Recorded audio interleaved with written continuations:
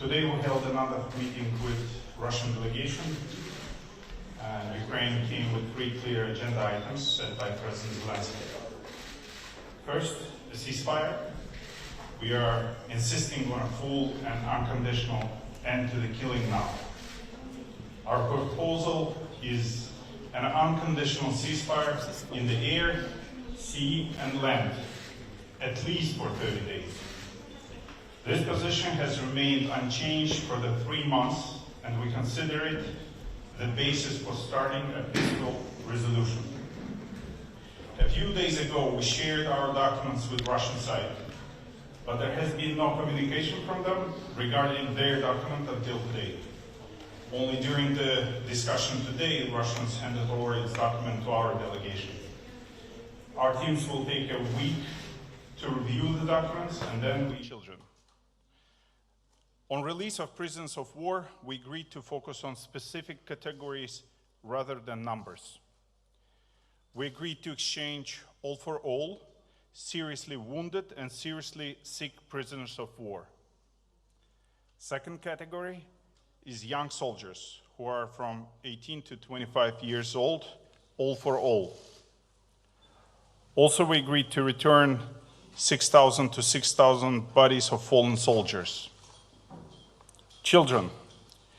We have provided the other side with a list of several hundred Ukrainian children who were deported to Russia.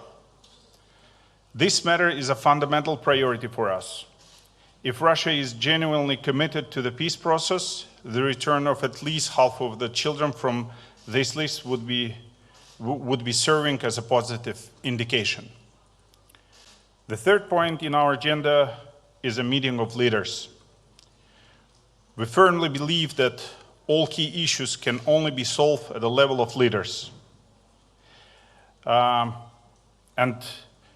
the leaders' meeting could be with possible involvement of other leaders, such as President of the United States. And we think that further work between delegations makes sense if it is aimed at preparing the leaders' meeting. We propose to Russian side to hold a meeting by the end of this month, from 20th to 30th of June. This is crucial for making progress in negotiations process. We've been telling Russia for a very long time, this war must end. And the whole world supports us in that. We're calling for real work to end this war. The first necessary steps are clear to everyone: a ceasefire, humanitarian actions, and preparation for a leaders' meeting. If Russia is serious about ending the war, it will move forward on this. If not, international sanctions must follow. Thanks to everyone who is standing with us. Thank you, Minister Romero. And now, please, Sergei Kislyak. Well, good afternoon, everyone. Thank you for your attention to this event. We came here mandated by the President of Ukraine with a clear message of our willingness to sit down and have constructive consultations with our Russian counterpart. As Minister Umerov said, we have offered them our ideas very well long before the meeting of today. We asked them directly if they were ready to react to our proposals that we handed over to them in written form. A while ago, there was no follow-up on the Russian side. As you can understand, we could not react to the Russian proposals because the Russian proposals were only literally given to us during the meeting. Therefore, the Russians themselves suggested that we need to take a serious look at those proposals. Nevertheless, we managed to construct our conversation in a way that we can have tangible humanitarian outcome if our experts will diligently follow on the agreements between the two heads of the delegations. I would like also to note that the Russian side continue to reject the notion of unconditional ceasefire, the very unconditional ceasefire that the American president himself offered a while ago, the very unconditional ceasefire that the US delegation spoke in New York on Thursday and on Friday, the very unconditional ceasefire that our delegation has offered once again. Nevertheless, there was an agreement that the experts will continue to discuss the ideas, including on the ceasefire, that are contained in the papers that the delegations have exchanged. I would like also to remind you that it was the Russian delegation back at the previous meeting that rejected the possibility of the presence of the delegation of the United States, which is very unfortunate given the special role that the United States plays as a country, as an important provider of security. Therefore, we cannot speak about long-term security in Europe, where Ukraine belongs to, without meaningful involvement of the United States and our European partners. As well, when we reach the point of having this ceasefire or peace deal or whatever we may reach, we need someone who is capable and skillful and equipped enough to monitor the ceasefire and the peace deal. And apparently it is the very United States that has the capacities and capabilities to monitor the deal. Thank you. Good afternoon, ladies and gentlemen. Доброго дня, пані і панове. Ми рухаємося вперед. Рухаємося вперед по гуманітарній сфері. Минулого разу ми погодили деякі питання по обміну нашими захисниками нашої батьківщини. In relation to the last round, we had finalized some exchange of POWs. We now have advancement. This is everybody against everybody formula. We have identified two categories today for people to be released, and we foresaw certain mechanisms. We identified certain deadlines for the exchange of prisoners, and we have a very task agenda in front of us. So we need to do a lot of verification so that we do not lose anybody, we do not forget anybody. Therefore, we have intense activities, and I hope it will be very successful. Long live Ukraine. Ladies and gentlemen, so just summarizing what my colleague said, first of all, I just want once again to reiterate that both meetings in Istanbul happened despite the Russian Federation changed the condition very short before or didn't provide the documents in advance. So you remember last time there was a suggestion from President Zelensky to meet on the level of the leaders. The Russians sent a very different delegation, but Ukraine still was in that negotiations.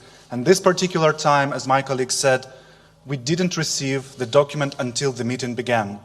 And therefore, as Minister said, we couldn't provide the feedback. We need to study that.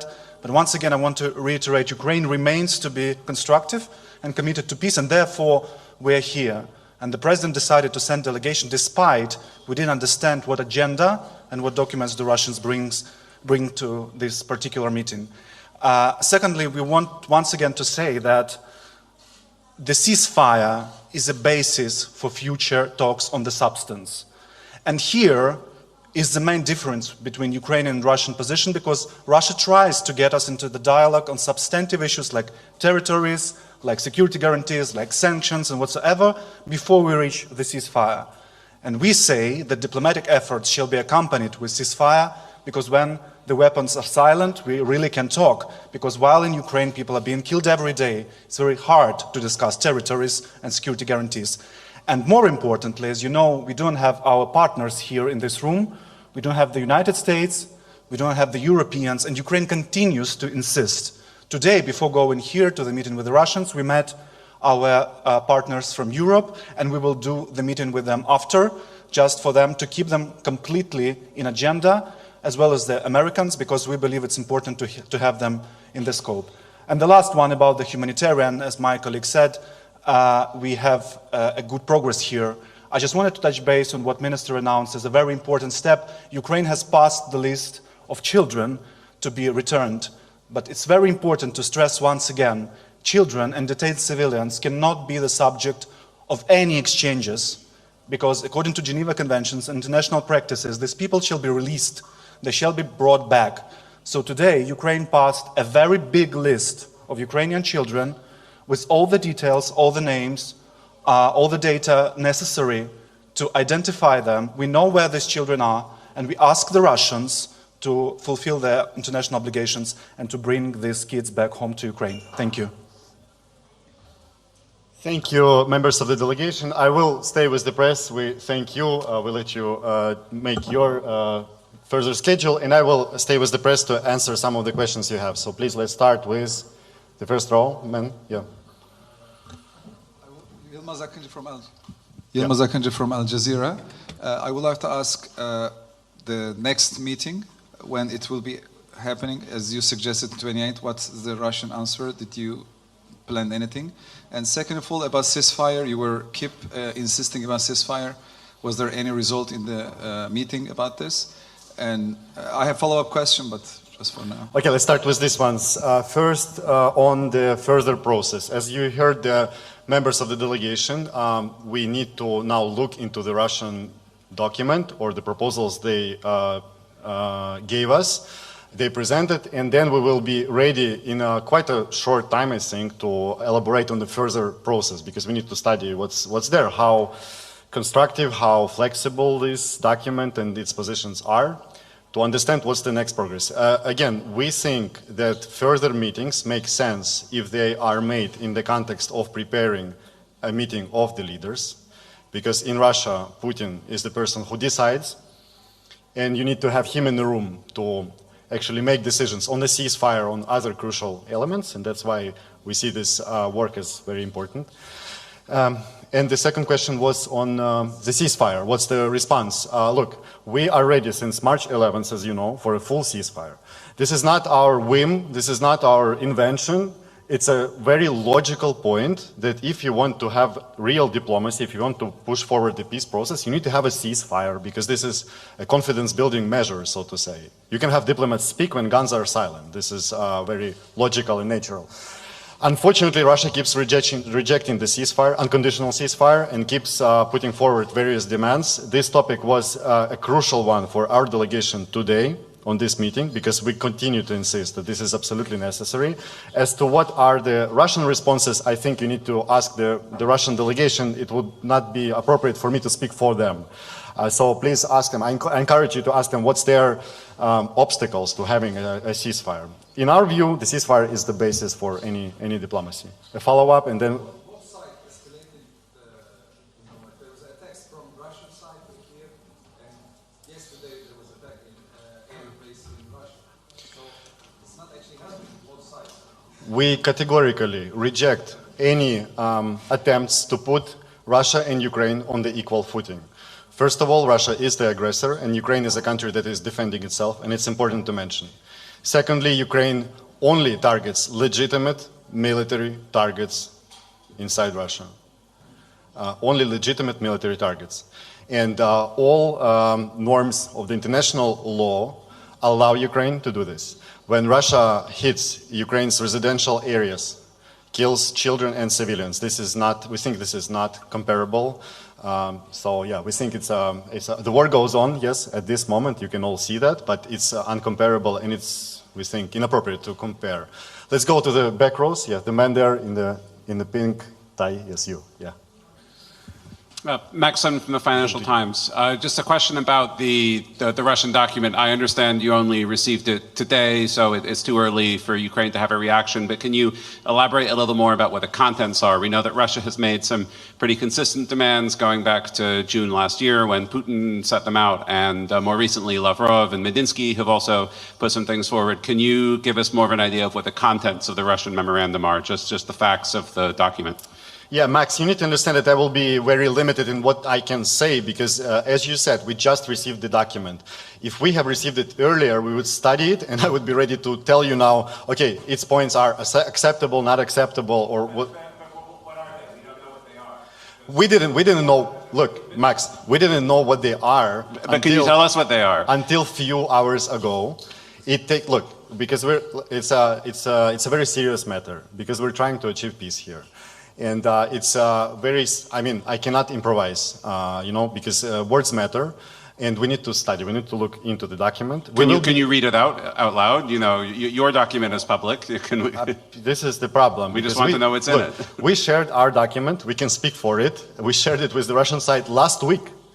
And moreover, because you all probably read a lot of items of this document already in the press. This is how our world functions, that everything is in the press. But you can clearly see, I think even from these leaks, that our document is very rational, it's logical. It doesn't put forward any demands that are not doable, that are go beyond what is required for the normal peace process. I mean, you can clearly see this is a normal document, our document.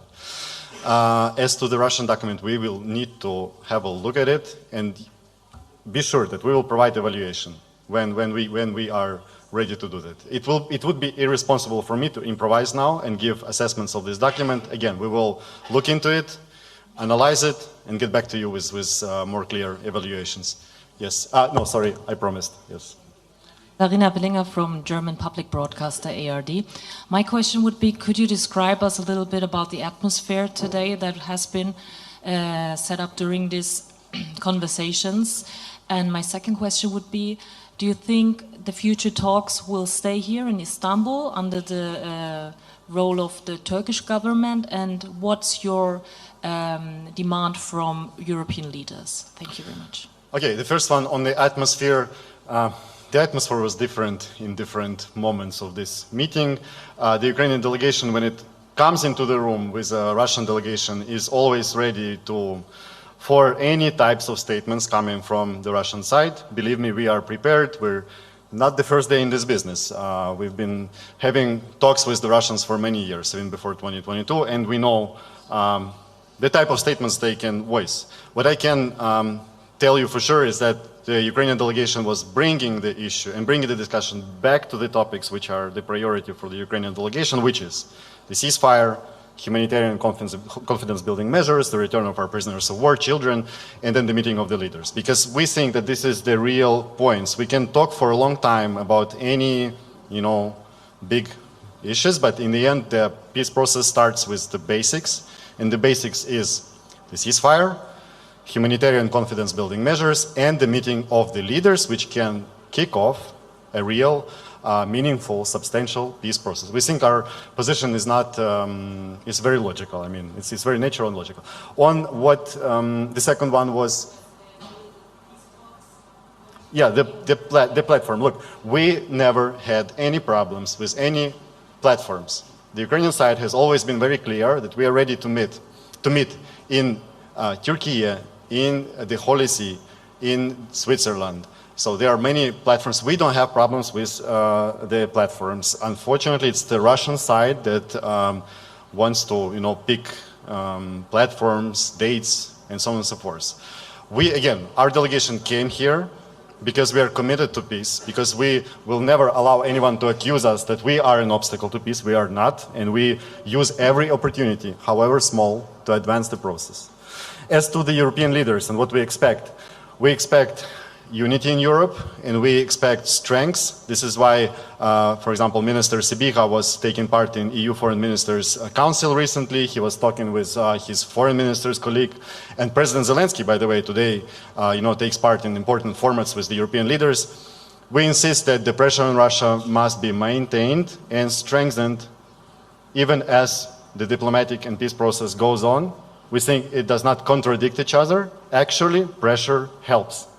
Pressure actually stimulates a constructive approach from the Moscow side. So I would say this is the priority thing, but then it needs to come, the economic pressure on Russia needs to come together with military assistance for Ukraine. It needs to continue, and we need to continue strengthening Ukraine, because again, for Russia to negotiate and in good faith and be serious, it needs to understand that it cannot achieve military victory or results. It needs to understand that Ukraine is strong enough, and we need to be in a strong position. Yes, let's go to the left side, you, and then behind. But first, the second row. Thank you very much, Lisa Vogt from the BBC. I wanted to ask you if during those talks, the Russian delegation mentioned the strikes on Russian air bases that happened yesterday, and do you think those strikes had any influence on the talks today whatsoever, maybe on the atmosphere in the room? Thank you very much. Not to my knowledge, but I'll need to talk to delegation. I only know some basic things that they've been able to tell me when we came out of the room, because we immediately rushed to this press conference. I will talk to them and find out, and we will get back to you on this, how was it a topic or not during the negotiation. I didn't hear it. Okay, thanks. Yeah. But regarding the context, I mean, the war goes on, and I can only reiterate that first, Ukraine targets legitimate military targets in Russia, and secondly, Ukraine agreed to a ceasefire on March 11. And if Russia agreed to a ceasefire, I guess the planes would be intact right now. Please, your colleague. Thank you very much. From China's Xinhua News Agency. What do you think is today's biggest breakthrough for today's talk? Could you tell us the biggest breakthrough for today? Secondly is, could you tell us the details of the prisoners exchange for second time? Could you confirm the details of the prisoner exchange with Russia the second time? Okay, thank you for bringing the discussion back to constructive and positive mood. The greatest outcome we think today is again on the humanitarian issues, the same way as it was last time on May 16th on the meeting in Istanbul, and the return of our people. So delegations, as you heard previously, the members of the delegation, they agreed to exchange all for all certain categories of prisoners of war, which are severely sick, severely wounded prisoners of war. Also the young soldiers, 18 to 25 years, the youth that needs to be home, not in captivity. And the return of the bodies of the fallen soldiers to let their relatives commemorate their loved ones. So we think these humanitarian issues are very important for us. For Ukraine, there is, I'd say, no greater value than human lives. And if a meeting lets us bring back some people, any number, then we think it's a success. It's already a success. It's already worth it. And it was the case back then when we agreed 1,000 for 1,000, and it's the case now. Why we focused on specific categories, not figures, this is important. All for all principles inside these categories. But this is important because we can release those who need this the most. And we think it's already a success. Yeah. But you also released the prisoners of Russia, right? So it's yeah, like of course. We're also talking, like the exchange. Yes. Yes, we have the release, which is, yes, of course, we get back our people, they get back their people, of course. So there's no certain figure, number you don't want to mention? The teams will be working to elaborate on a specific number because look, we are talking about a category, yes? There needs to be some work done to find out how many of the people there, and the figures will be made public then. But it will be more than last time? It's hard to tell for me right now because, again, the work needs to be done by the teams to find out the number. And we're not, this time it's not about the numbers, it's about the categories. So all of the prisoners of war who are severely sick and severely wounded need to be exchanged. To the left back there, and yes, to the colleague in, yes. And if some American media is here, because last time some American TV channel said you didn't give us the platform. I want to give you the platform now. So if anyone from the American media, no, not you. But okay, let's start here. Yes. Sorry, you next. Yes, please. Please.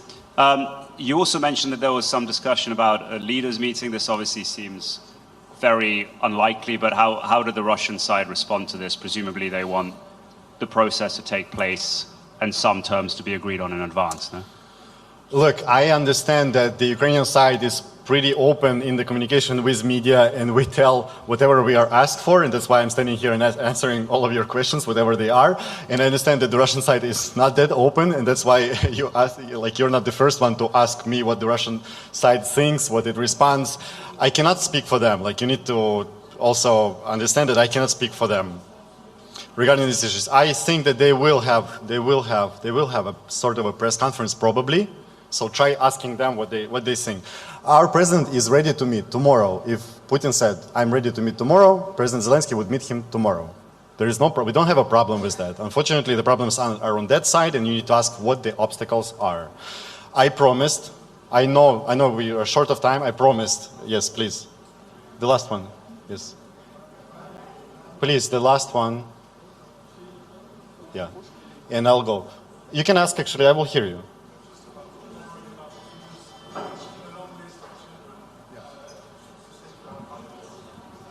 Having also about the figures about the children. Yeah. You said you have a long list when I quoted you. Do you have any figures about that? How many? And you said also that you know where they are. So let's be precise.